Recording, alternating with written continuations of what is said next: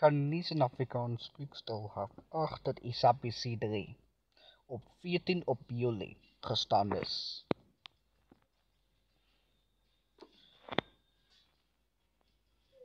Kanonies in Afrikaans Kriegsstilhaf dat af 7 dat SABC 3 op 14 op Juli gestaan is getrek word. Die bulletin sal wel geraak na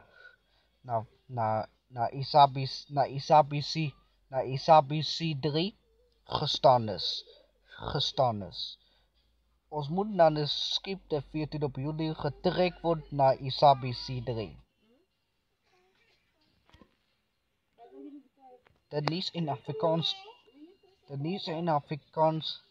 Afrikaans dat 14 op Juli getrek na SABC 3.